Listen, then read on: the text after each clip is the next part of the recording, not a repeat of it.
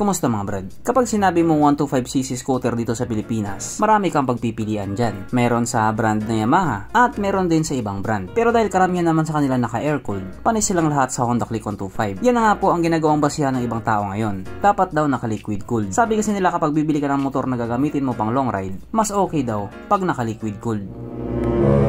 Pero syempre sabi naman ng ibang naka-air-cooled, depende pa rin sa gumagamit yan. Kasi kahit gaano pa kaganda ang motor mo kung burara ka naman, masisira pa din yan.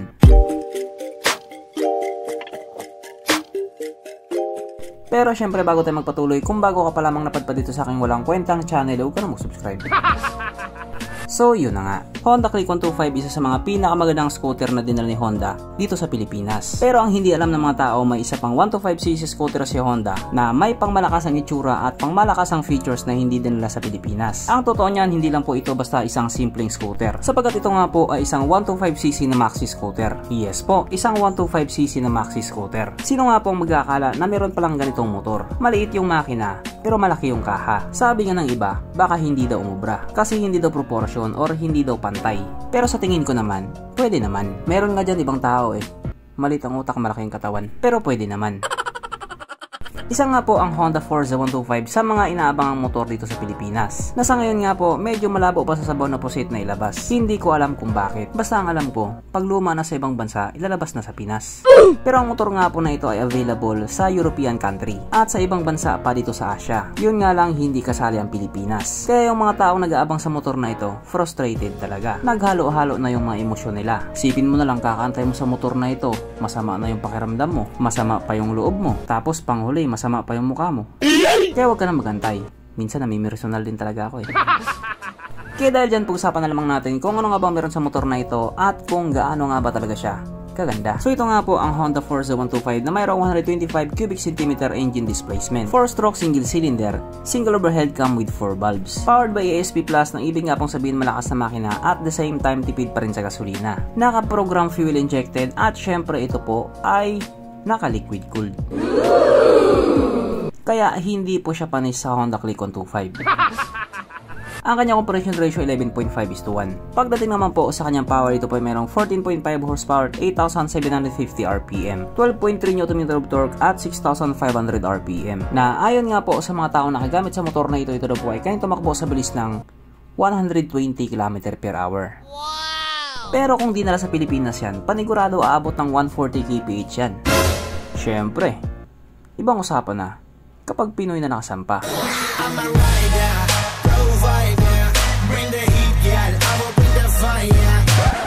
Ang kanyang tangke ay kaya magkarga ng 11.7 liters fuel tank capacity. Talagang malaki. Na kumukonsumo naman na po ng 45 kilometers per liter. So matipid din po siya. Kaya bagay na bagay talaga ang motor na ito pang long ride sa malayo. Siguro magiging complain na lang ng mga tao dito, yung pambili.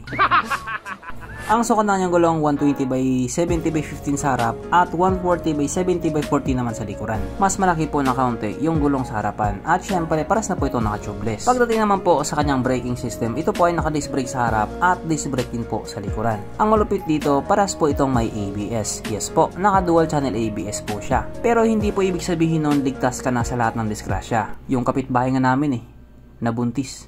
Disgrasya daw, hindi daw sinasadya. Aksidente daw lahat. Ang kanyang seat height ay may taas sa 780mm at 141mm naman ang kanyang ground clearance. At ang motor nga po na ito ay may kabuuang bigat na 164 kg. Talagang mabigat siya. Pero pag tumatakbo naman yan, magaan siya. Mapunta naman po tayo sa iba pa niya mga features. So ang mga ilaw nga po sa motor na ito, naka-LED na po lahat. Kung titignan nga po natin yung headlight at taillight niya, walang duda maangas talaga. Ang ganda ng pagkakadali nila. At yung signal lights nga po niya, nakalagay na sa may side mirror. Grabe, ang pogi. Ang sarap pagmasdan, sabi ng tirador ng side mirror. Ang kanyang gauge panel combination po ito ng analog at digital na napakaastig nga din pong tignan. Talagang pinag-isipan nila yung disenyo nito. At syempre katulad nga po sa mga bagong maxi scooter ngayon, naka-keyless na rin po siya. Kaya dito sa motor na ito, pa-remote ka na lang.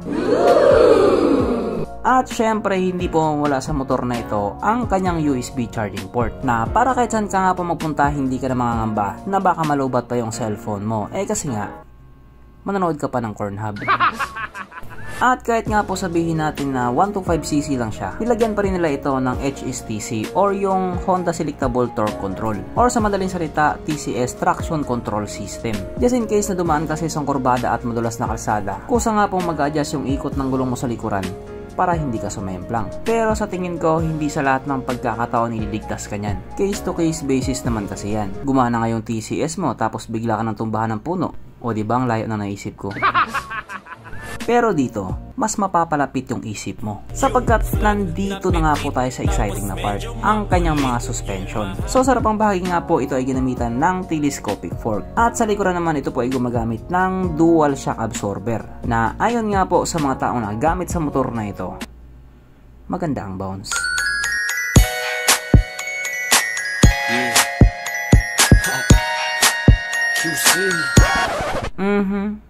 Panigurado.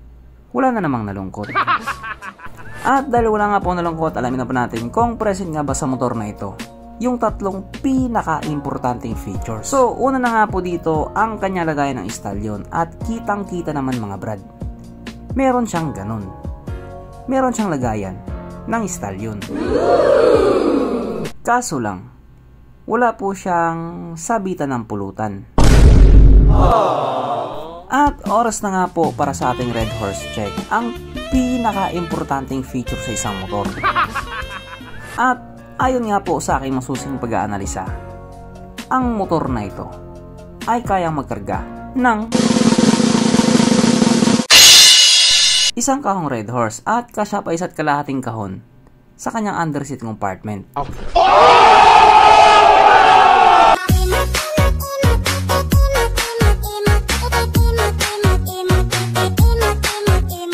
So therefore, ang motor na ito ay talagang recommended. Sa ngayon nga po, wala pa talagang indikasyon na ilalabas siya ni Honda dito sa Pilipinas. Pero sa Thailand at sa iba pang bansa, meron na po sila. Bias talaga. At ang motor nga po nito ay nagkakahalaga ng 5,499 pounds. Na kung i-convert nga po natin into Philippine peso, ito po ay papatak ng 383,000 pesos.